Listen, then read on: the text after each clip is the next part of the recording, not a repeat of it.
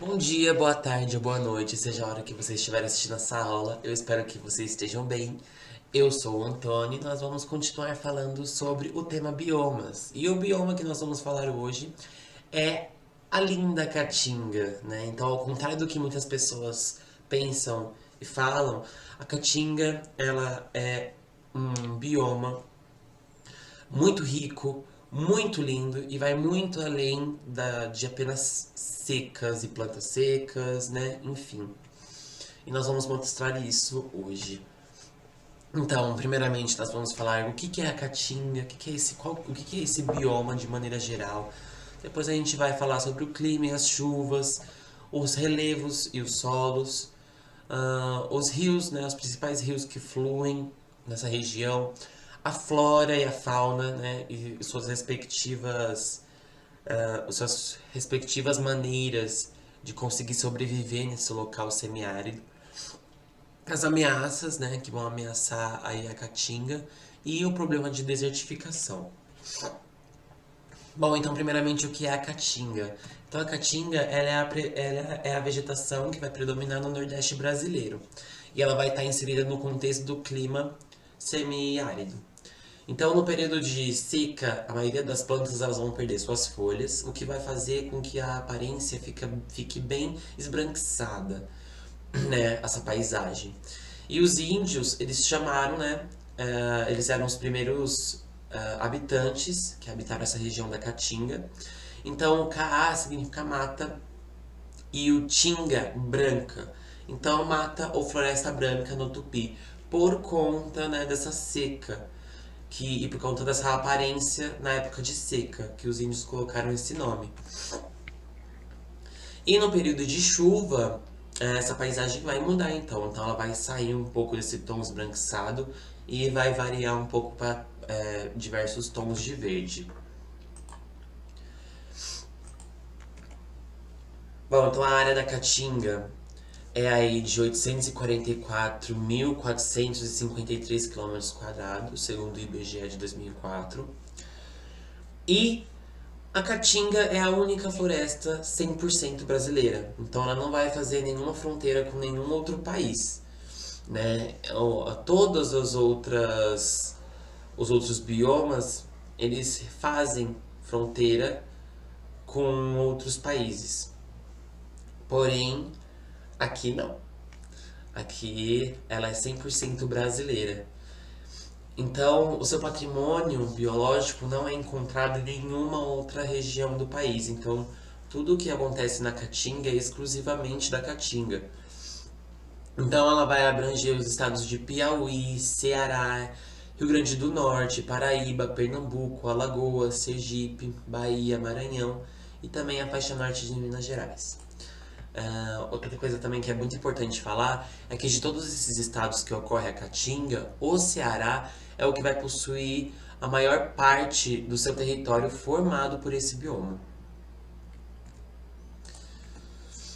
Bom, então o clima e as chuvas. Então, como a gente já disse, o clima que predomina na Caatinga é o semiárido. E o semiárido, ele vai ter em torno aí de precipitação, né, o volume de chuva anual de 800 milímetros por ano. Comparado ao bioma que eu estou inserido, que é a Mata Atlântica, isso é muito pouco. Né? Porém, ele pode chegar aí mais ou menos numa média de 1.000 milímetros por ano, né? No máximo ali. E o mínimo, que aí é um período de seca e de sofrimento, é uns 200 milímetros por ano. Então a temperatura também anual ela vai variar de 25 graus a 30 graus e é mais ou menos constante durante todo o ano esse clima, essa temperatura. O período de curta, então, o período de chuva, ele é curto. Então ele vai durar aí cerca de 3 a 5 meses de duração, geralmente de janeiro a maio.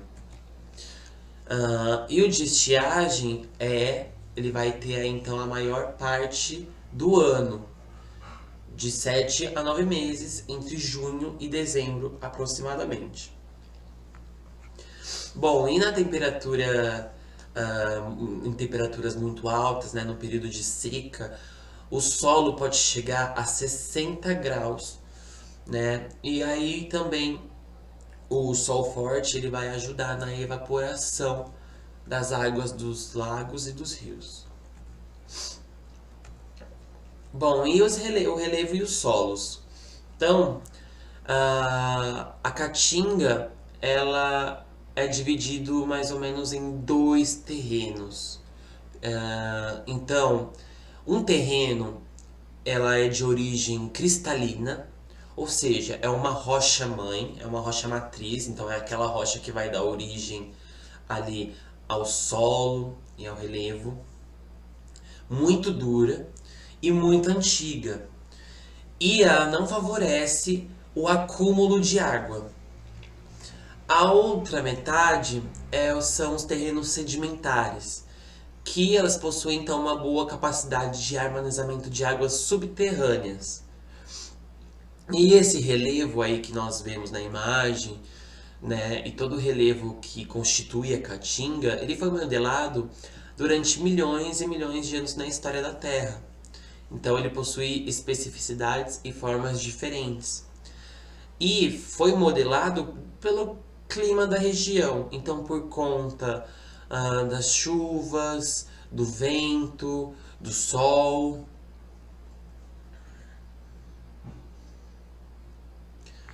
Bom, então o resultado disso é várias formações de relevo que se encontram na Caatinga, como as serras, como a Serra da Capivara, as chapadas, como a Chapada da Diamantina, os planaltos, como o Planalto do Borborema, e a depressão sertaneja, como se tem uma no Parque Estadual do Pico do Jabre. E é muito também importante nós falarmos que as serras e as chapadas, elas são porções mais altas. Então elas vão possuir um clima mais ameno, uma maior umidade por conta das chuvas, o que vai permitir o desenvolvimento de matas maiores e mais fechadas do que as outras regiões.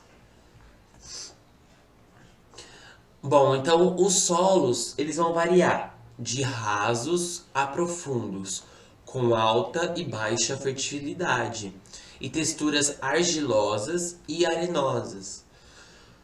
Então, o tipo de solo mais comum é o raso e pedregoso, que vai apresentar então plantas de baixo porte, então arbustos e cactáceas. Bom, e os rios? Então, a maioria dos rios nesse bioma, eles são intermitentes, ou seja, eles vão correr apenas no período de chuvas. E saindo do período de chuva, eles ficam secos durante a estação de estiagem. E os rios perenes, eles são aqueles que vão permanecer correndo o ano inteiro, tá? E eles são menos frequentes. Aqui a gente tem um exemplo de um rio perene, que ele então continua correndo o ano inteiro, independente se está na época de seca ou na época de chuva. E a gente pode ver aqui a diferença, né, na imagem de cima, que é o rio São Francisco, na época de cheia, de seca, e o rio São Francisco, né, a foto embaixo, é o período de cheia. Então a gente pode ver a diferença. Ele também seca, porém não seca completamente. Ele continua fluindo. Bom, e aqui a gente tem os dois principais rios desse bioma, que é o rio São Francisco, né, que é essa primeira imagem, e o rio Parnaíba. Esses dois rios, eles possuem um grande porte, né, e é o rio que eles são formados por uma maneira um pouco diferente. Então, o que acontece? As nuvens que vêm do litoral, elas são barradas pelas serras que estão presentes ali também no litoral e também as chapadas mais altas. O que vai acontecer então? Essa água da chuva, ela vai esbarrar nessas serras, nessas chapadas, onde a água vai escoar e vai originando as nascentes das encostas e pés de serras úmidos. E a flora. Na flora, então, a caatinga, ela não é homogênea, então não é tudo a mesma coisa. Então você vai numa região ali da caatinga e é de um jeito, aí você vai em outra e é a mesma coisa. Não. A caatinga, ela é heterogênea. Então, ela possui várias fitofisionomias e possui várias vistas diferentes. E isso é denominado por caatingas, no plural. Então, a caatinga arbórea vai ser caracterizada por árvores que vão chegar até 20 metros de altura. E na estação chuvosa, eles vão então conseguir formar uma copa contínua de uma mata sombreada e fechada. Nós temos também a caatinga arbustiva, que ela vai ocorrer em áreas baixas e planas. As árvores vão ser de menor porte, vão chegar até lá mais ou menos 8 metros de altura e vão estar associadas às cactáceas, né, que são os cactos. Nós temos também a mata seca, que então é uma floresta, que ela vai ocorrer nas encostas e nos topos das serras e das chapadas. Então, elas perdem uma menor proporção de folhas durante a seca por conta dos locais mais úmidos que elas estão presentes. E o carrasco, que é uma vegetação com arbustos e caules finos, tortuosos e emaranhados. Então essas são as fitofisionomias da caatinga. Bom, e a caatinga ela possui adaptações, né, ao irregular regime hídrico. Então essa flora ela vai ter todas as adaptações para conseguir sobreviver nesses locais. Então, espécies de cactos, né, de cactáceas em geral, elas possuem folhas transformadas em espinhos. Então, essas folhas transformadas em espinhos servem para evitar o evaporamento da água. Ocorre também a realização da fotossíntese pelo caule, né? Então, já que ela não possui folhas, né, ela possui folhas, mas folhas adaptadas, né? Então, ela vai fazer a fotossíntese pelo caule. Então a gente vai ter o pigmento clorofila no caule verde, que aí ela vai começar a realizar a fotossíntese. A outra adaptação é as folhas serem pequenas e cobertas por cutícula. Então a folha ser pequena significa que ela tem uma superfície de contato menor. Então, consequentemente, ela vai transpirar melhor. Ela vai perder água em quantidade menor. E cobertas por essa cutícula é uma cera que a própria planta produz, que vai fazer com que evite também a transpiração dessa planta e proteja mais do sol. As flores também, elas são pequenas e têm um período reduzido de floração, né, para então a planta evitar de gastar muita energia. O desenvolvimento de raízes tuberosas, como a gente pode ver aqui na imagem desse senhorzinho segurando aqui, né? Olha essa imagem. Assim, essa raiz tuberosa é como se fosse uma batata que se faz na raiz da planta, que dentro dessa raiz, então, vai ter muita água e muitos nutrientes. E também nós vamos ter as cascas de árvore, né, que são bem grossas, que também servem para evitar a evaporação, né, a perda de água.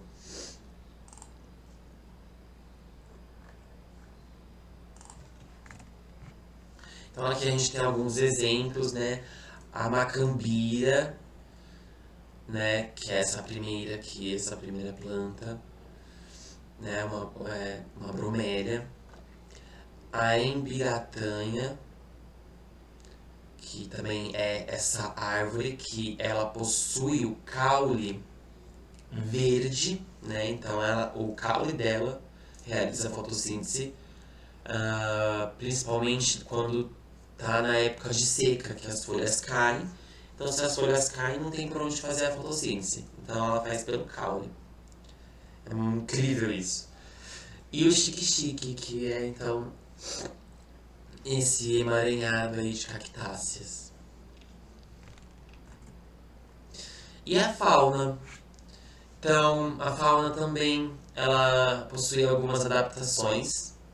Então, eles consomem alimentos disponíveis na estação, então eles não são tão restritivos com a sua dieta, para que eles possam, então, se alimentar tanto em época de chuva quanto em época de seca.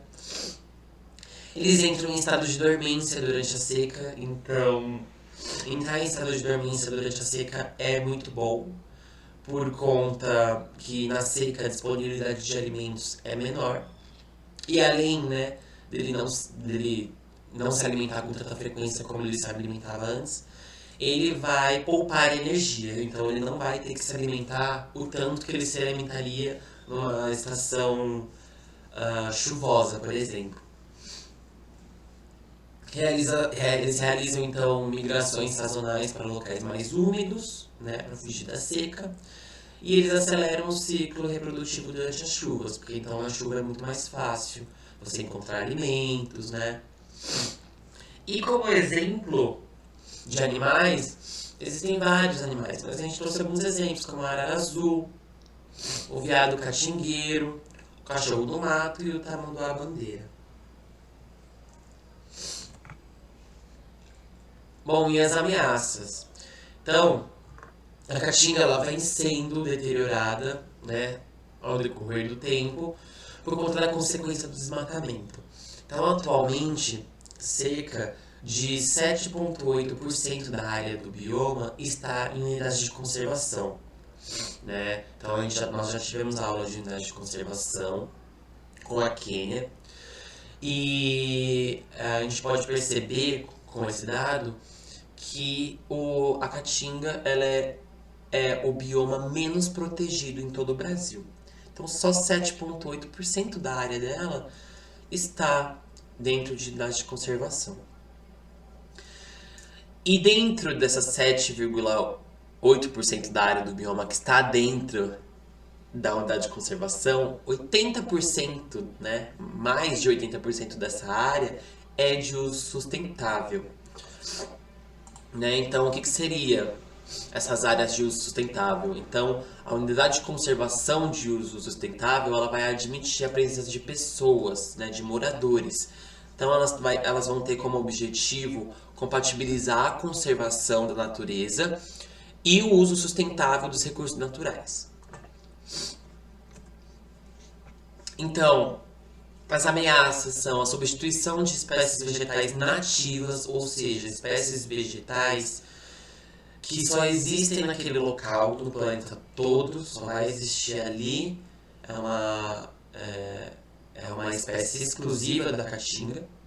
Então, é a substituição dessas espécies vegetais nativas por cultivos e pastagens, ou seja, é a derrubada, é o desmatamento para cultivar pasto ou plantações, né? O desmatamento e as queimadas também são práticas super comuns para preparar a terra para a agropecuária. E também vai prejudicar toda a população da fauna silvestre que mora ali,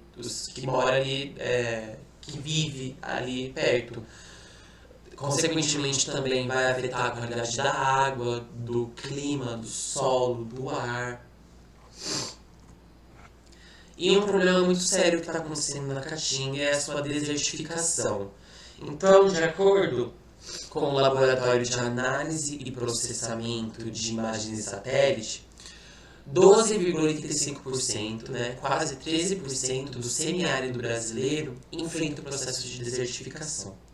Então, são daquelas 844 mil de área total que nós temos do Cerrado, 126.336 quilômetros quadrados estão se transformando em deserto.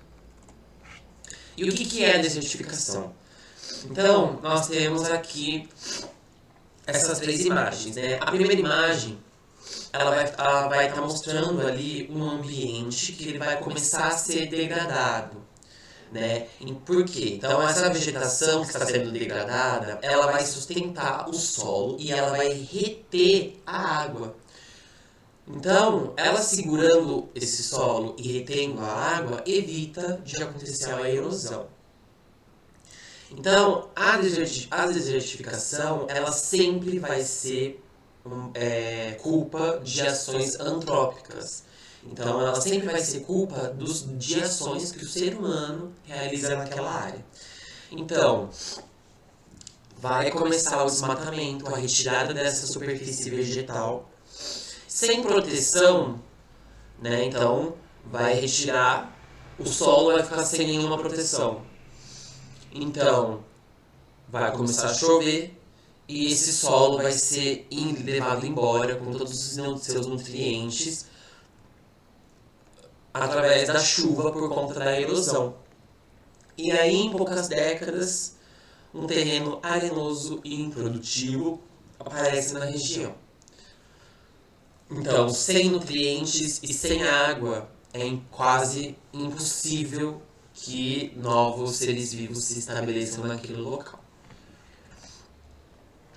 E aqui nós temos as 5 fases da desertificação na Caatinga. Então, são as intervenções humanas que vão mudar os padrões locais de temperatura e chuva. Então, primeiro são as atividades humanas em si, que vão retirar a cobertura vegetal do solo. Então, elas vão tirar através de queimadas, criação de animais, super pastoreio, né, que então muitos animais que são criados juntos, a derrubada de árvores, estradas, mineração e irrigação. Então, o tempo seco e sol forte vão aumentar as temperaturas. Com poucos nutrientes, as plantas param de brotar sozinhas. E aí a degradação atinge um ponto quase irreversível.